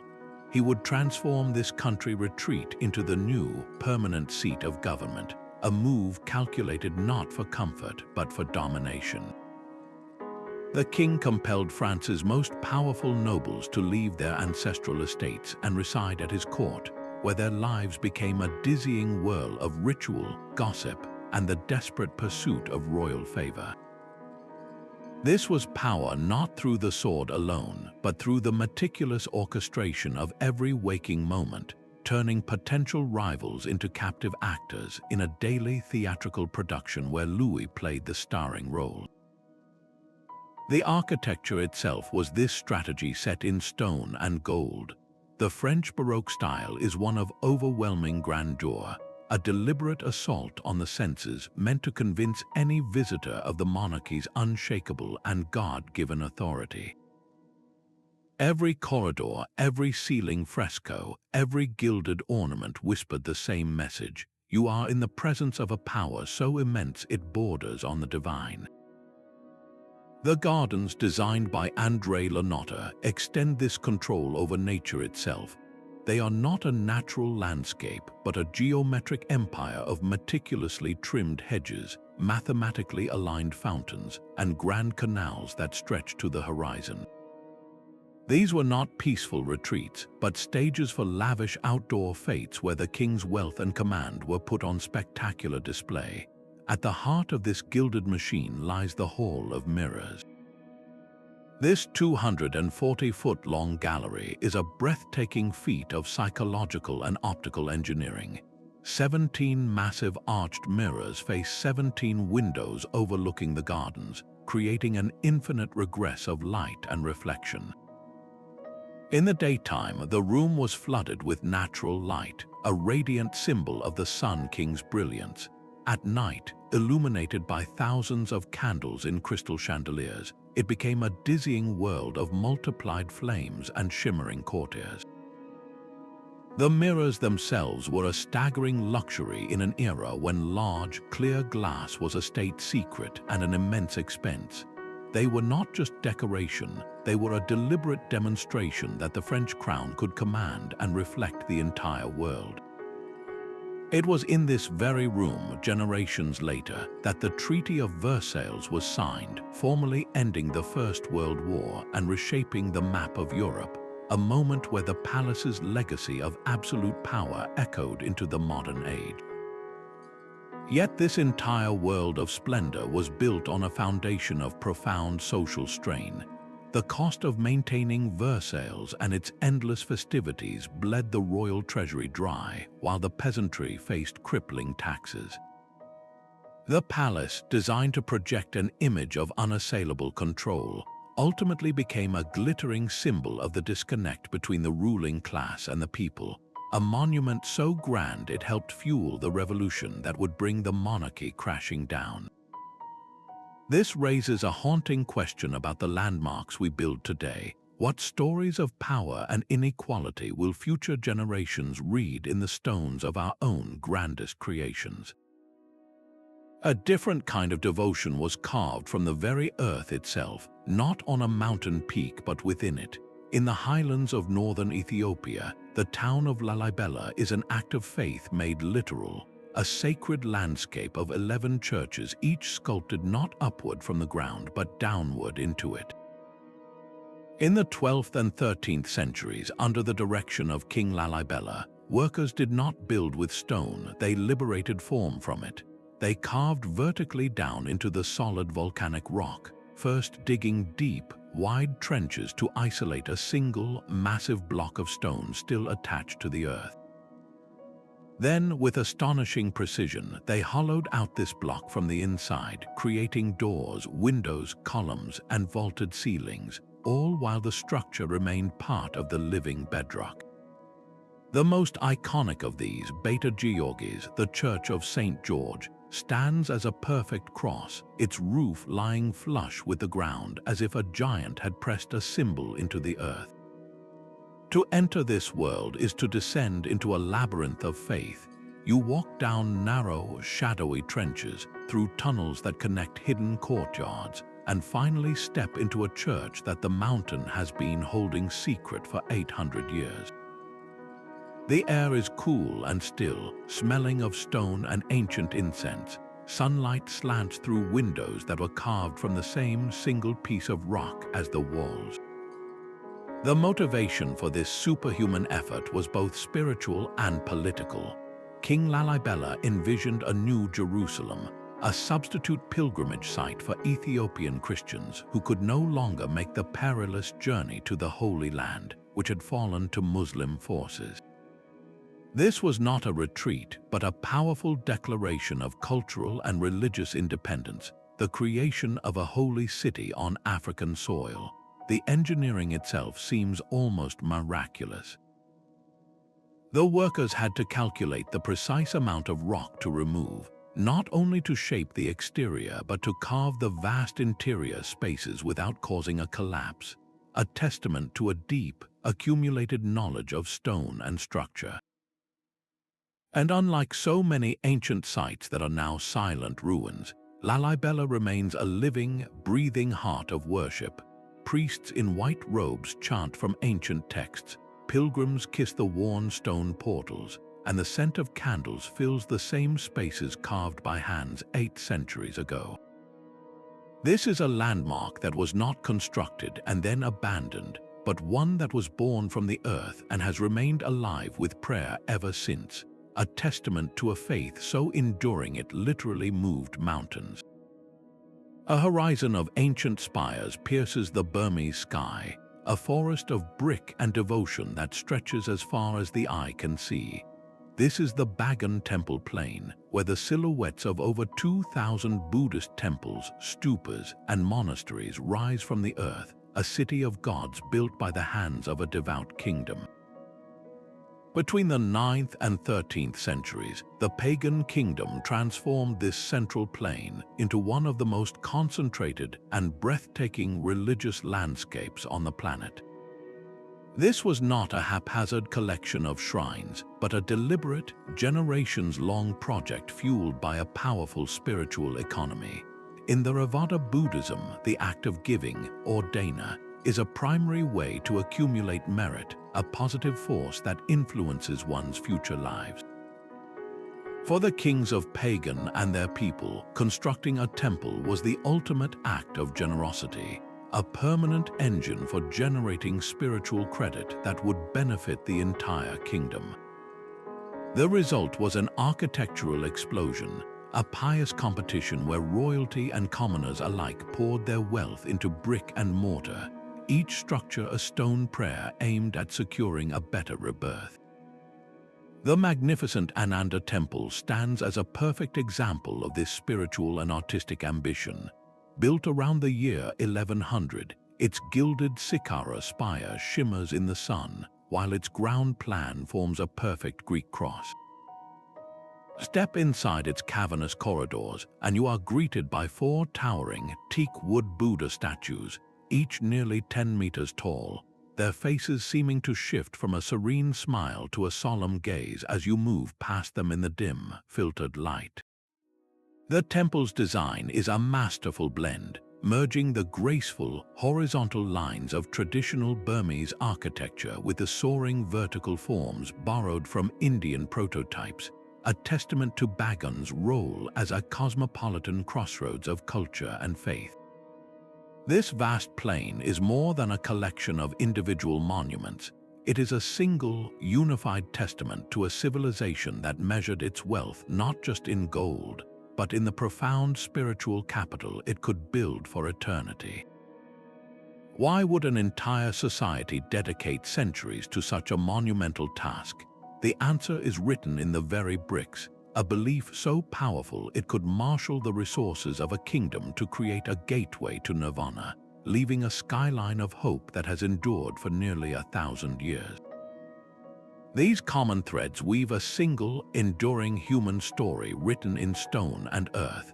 From the pyramids to the Parthenon, the drive to build something that outlasts a single lifetime is a universal human signature.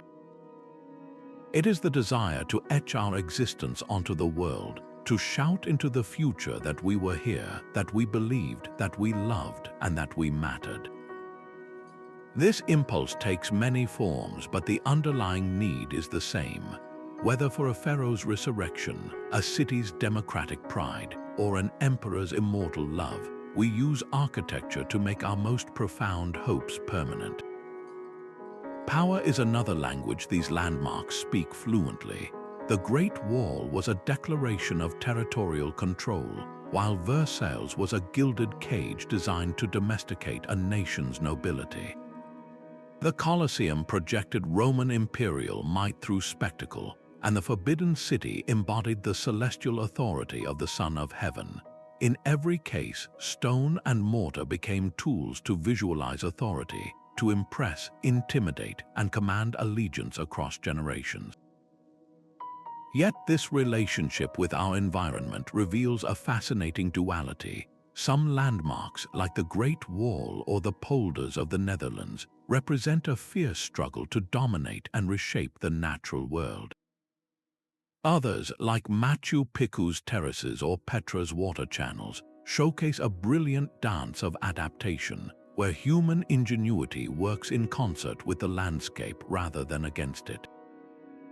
The Moai of Easter Island stand as a stark reminder of the peril when that balance is lost, when ambition overwhelms the very resources that make it possible.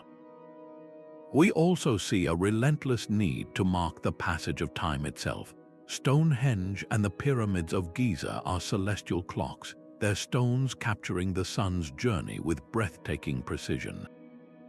The Maya calendar at Chichen Itza and the solstice alignments at Najdra in Malta show cultures deeply invested in measuring cosmic cycles, grounding their lives and rituals in the reliable turn of the heavens. And in doing so, they were also sending a message to us: the intricate carvings, the hidden drainage systems, the unique faces of the Terracotta Army. These are all deliberate communications.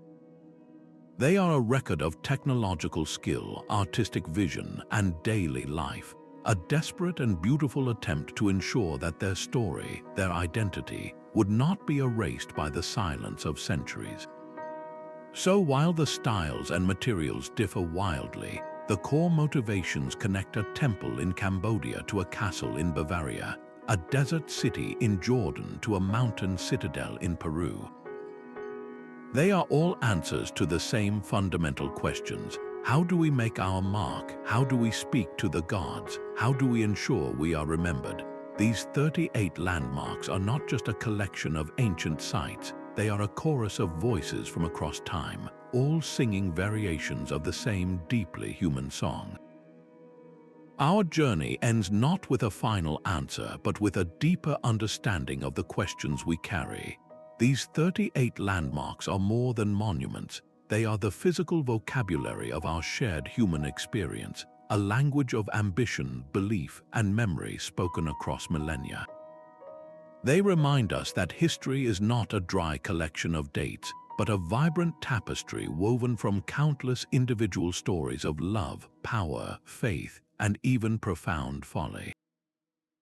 We see our own capacity for greatness reflected in the perfect curves of the Parthenon and our deepest expressions of love frozen in the marble of the Taj Mahal.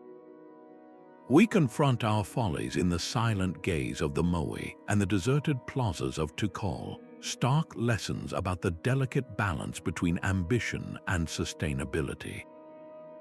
These structures are not silent. They are in constant conversation with anyone willing to listen, speaking of resilience in the face of time and a creativity that transcends the limits of any single era.